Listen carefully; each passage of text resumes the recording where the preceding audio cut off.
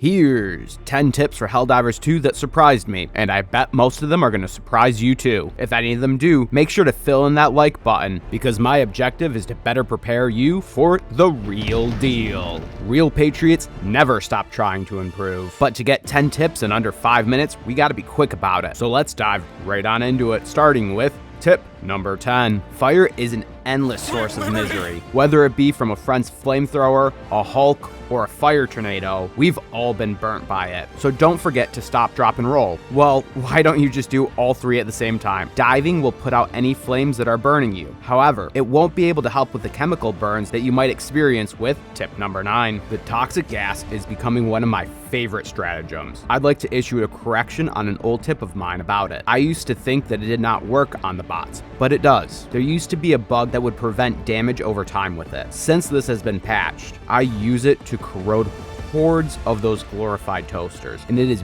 beautiful for taking out a fabricator in a pinch. Those bots will be fearing for their lives, and that's what tip number 8 is all about. The bots are programmed for only two things: attacking humans and hating freedom. But there appears to be a flaw in their systems. They will flinch when shot at, making them less accurate, but their accuracy won't be an issue if you use tip number 7. You can use the ballistic shield with a primary weapon if you're using an SMG. This was a game changer for me. I've never used the ballistic shield before until I learned about this, and now it is an auto include in certain missions. I'll let you know a trick that's good for every mission type though with tip number 6. Hell pods are the most valuable and versatile asset that Super Earth has provided you. You can use them to close any bug hole, but what surprised me is that if you throw a weapon stratagem in the vent of a fabricator, it is an easy way to blow them up. And blowing up enemies of managed democracy is what tip number 5 is going to help you do. I can't wait for the new walker with autocannons to hit the game, but I'm still having a great time using the old one. It's fantastic at extractions, but you don't want to waste your second use. Call it in at the beginning of a bug breach so that the ship dropping it off can use its autocannons to take a few additional pot shots. This will help you conserve your ammo. Furthermore,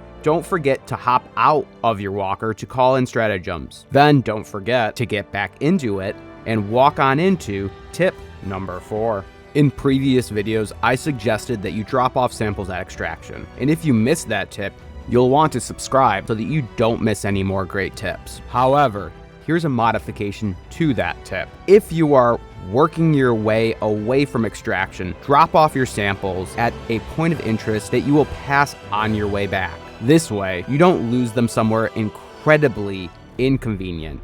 But tip number 3 is incredibly convenient.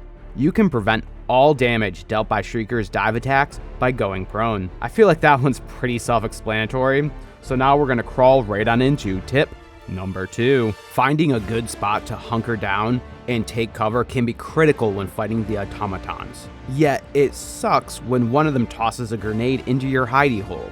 Luckily, you can toss these grenades back out with ease.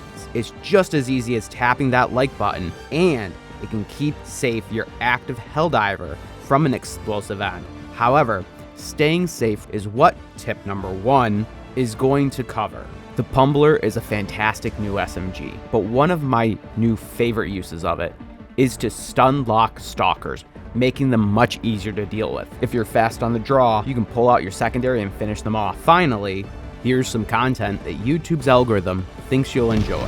Thanks for watching.